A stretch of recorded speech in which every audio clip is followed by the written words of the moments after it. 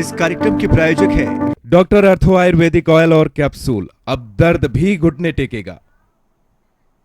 नमस्कार, जनता टीवी देख रहे हैं आप। मैं आपके साथ दीक्षा शर्मा। बुलेटिन में बात करेंगे उत्तराखंड से जुड़ी बड़ी खबरों की।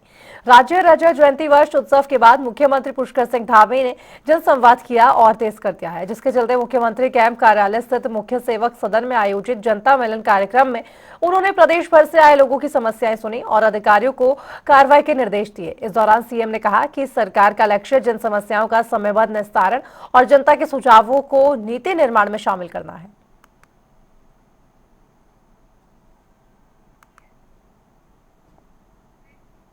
तो वहीं मसूरी में पूर्व मुख्यमंत्री हरीश रावत ने शहीदों को नमन करते हुए बीजेपी पर निशाना साधा है। उन्होंने कहा कि जंगल और साथ ही जमीन नहीं बचे थे, उत्तराखंड का भविष्य अधर में होगा। हरीश रावत ने कहा कि बीजेपी विकास के नाम पर जमीनें बेच रही है। साथ ही उन्होंने 2027 को परिवर्तन का वर्ष बताते हुए जनता से कांग्रेस के पक्ष में आने की अपील की। ठीक रास्ते पर बढ़ना चाहते हैं तो हमेशा आपको अपनी सोच को परिमार्जित करते रहना पड़ता है। आज मैं भी अपनी सोच को परिमार्जित करने के लिए यहाँ आया हूँ और आंदोलनकारियों के साथ हमारी पार्टी के सब वरिष्ठ नेता भी आए हैं। हम लोग बैठेंगे। हमने जब राज्य बना उसके 14 साल तक 2014 तक केवल उत्तर प्रदेश के मॉडल को हम फॉलो करते रहे। मैंने उसमें कुछ परिवर्तन लाने का, हमारी सरकार ने 2014 के बाद कुछ परिवर्तन लाने का प्रयास किया। कई नई पहलें प्रारंभ की, कई नई सोचें आगे बढ़ाई, लेकिन 2017 के बाद उन सोचों को डंप कर दिया गया, उसको आगे नहीं बढ़ाया गया। और आज इसीलिए जल जंगल और ज़मीन की बात हो रही है। ज़मीन बिक रही है, ज़मीन चली जाएगी तो परिवेश, जंगल कहाँ से बचेंगे? जंगल नहीं और परिवेश नहीं बचेगा तो संस्कृति कहाँ से बचेगी? आज गंभीर सवाल उत्तराखंड के सामने खड़े हो गए हैं। और जल जमीन जंगल नहीं रहेंगे तो बच्चों का भविष्य कहाँ रहेगा? उत्तराखंड के रूप में हमारा अस्तित्व कहाँ पर रहेगा? वहीं राजस्थान पर प्रधानमंत्री के दौरे को लेकर कांग्रेस के वरिष्ठ उपाध्यक्ष सूर्यकांत धस्माना ने केंद्र और राज्य सरकार पर तीखा हमला बोला है। इसी कड़ी में धस्माना ने कहा कि प्रधानमंत्री का दौरा वायदों और जुमलों का मंच बनकर रह चुका है। सुनिए।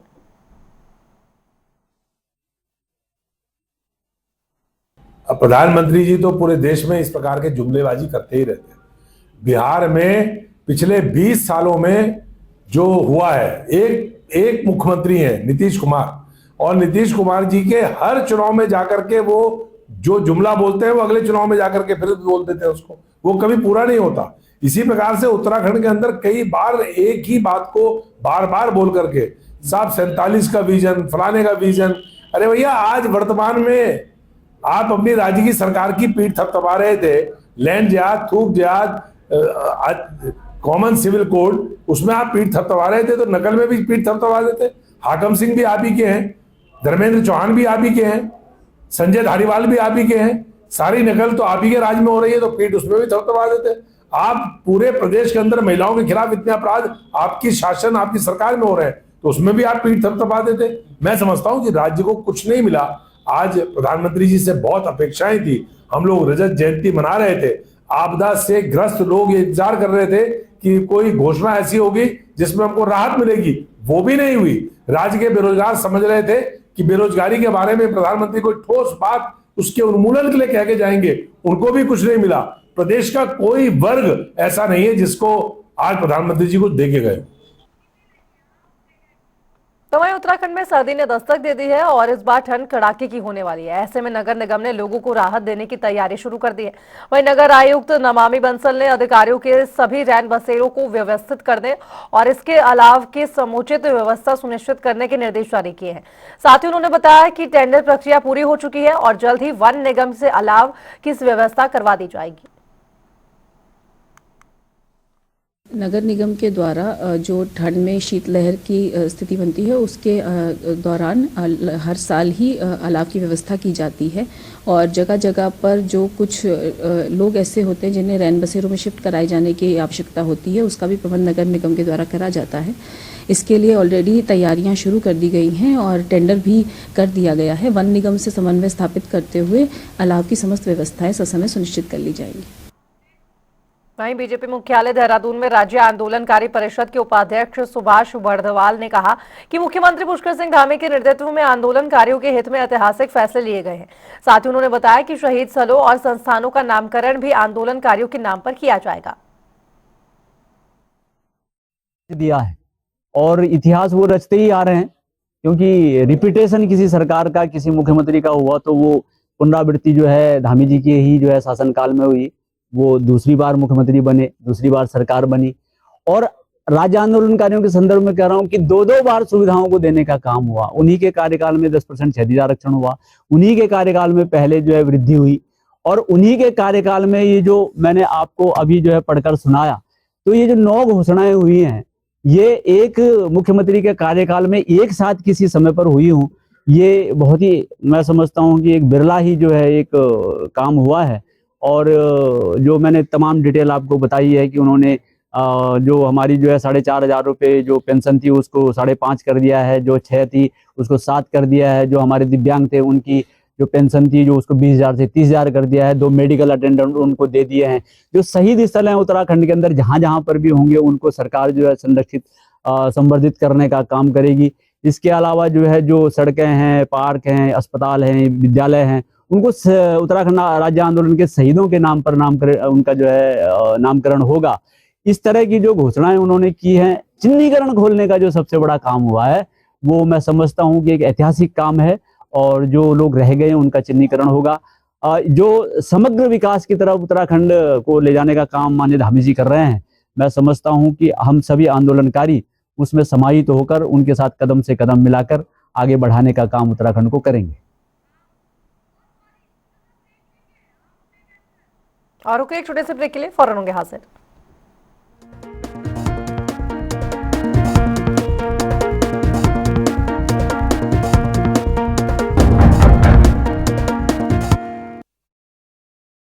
बिहार चुनाव की ऐसी कवरेज जो पहले कभी नहीं हुई। टीवी 9 की हाईटेक बस से मेरे साथ देखिए एडी, क्योंकि हमें है देश की पड़ी। हम घूमेंगे बिहार और बताएंगे केकर बनी सरकार। महाराष्ट्र और दिल्ली के बाद मैं आ रहा हूं बिहार, खोलने नेताओं की पोल। देखिए पोल खोल। मैं दिखाऊंगा उम्मीदवारों का रिपोर्ट कार्ड, वोटर बताएंगे हमारा नेता कैसा है। बिहार में अलग अलग जाति की कहानी, जनता और एक्सपर्ट की जुबानी। मैं पूछूंगा सवाल बिहार के बड़े बड़े नेताओं से, करूंगा उनके इंटरव्यू। बिहार में इस बार किसकी सत्ता, चुनाव की सबसे बड़ी कवरेज मेरे साथ। इलेक्शन मतलब टीवी 9 भारतवर्ष, अब से लेकर रिजल्ट के दिन 14 नवंबर तक।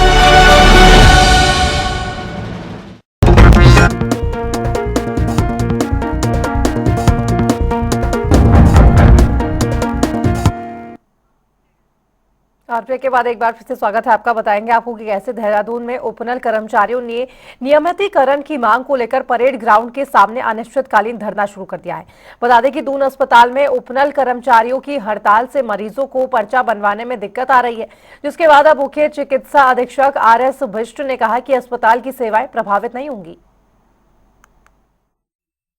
देखिए, लंबी लाइन तो रूटीन है हमारे पास, क्योंकि OPD में जो हमारी भीड़ है वो लगभग हर रोज़ 2-2.5 हज़ार के आसपास हमारी रहती है, 2.5 हज़ार के आसपास रहती है। तो अभी जैसे 1 बजने वाला है, 2 बजे तक हमारी ये भीड़ सब जगह मिलेगी, और इमरजेंसी में करीब 3 से 4 बजे तक रहती है।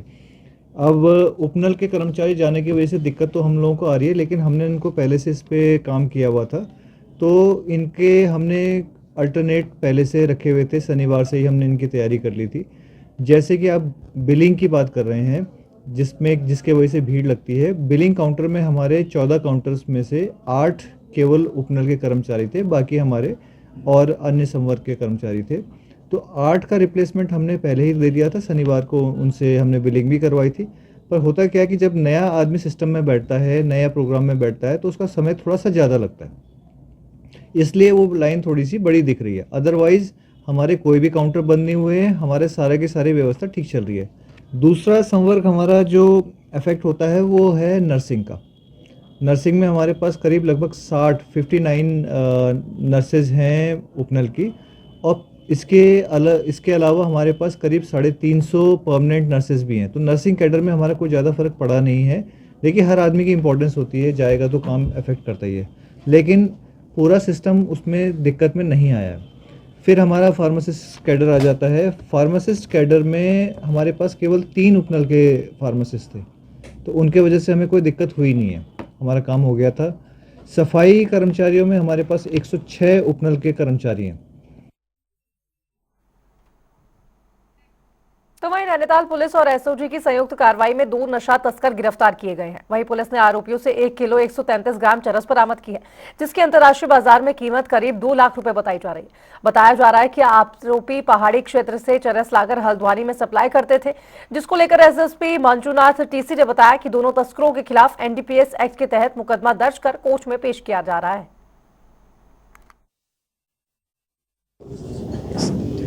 माननीय मुख्यमंत्री महोदय का निर्देश है कि इस प्रदेश को ड्रग्स फ्री देवभूमि बनाना है। इसी दिशा में माननीय डीजीपी महोदय और माननीय आईजी महोदय का निर्देश रहता है कि ड्रग्स के विरुद्ध सख्त कार्रवाई करना है। आज जनपद नैनीताल पुलिस को एंटी ड्रग्स अभियान में बहुत बड़ी सफलता मिली है। थाना काठगोदाम क्षेत्र में एसओजी और थाना पुलिस की संयुक्त कार्रवाई में तो भारी मात्रा में चरस की बरामदगी हुए हैं। 1.133 किलो, ऑलमोस्ट 1.1 किलो से भी अधिक मात्रा में अवैध चरस बरामदगी हुआ है।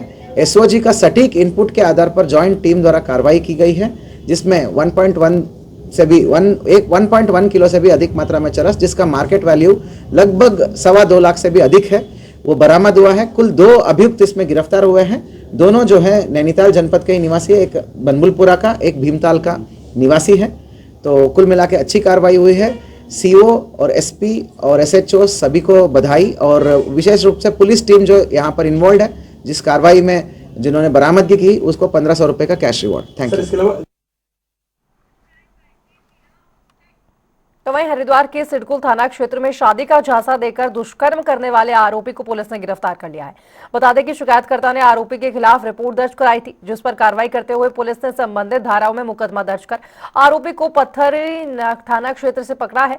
फिलहाल आरोपी से पूछताछ जारी है और मामले की आगामी कार्रवाई भी लगातार की जा रही है।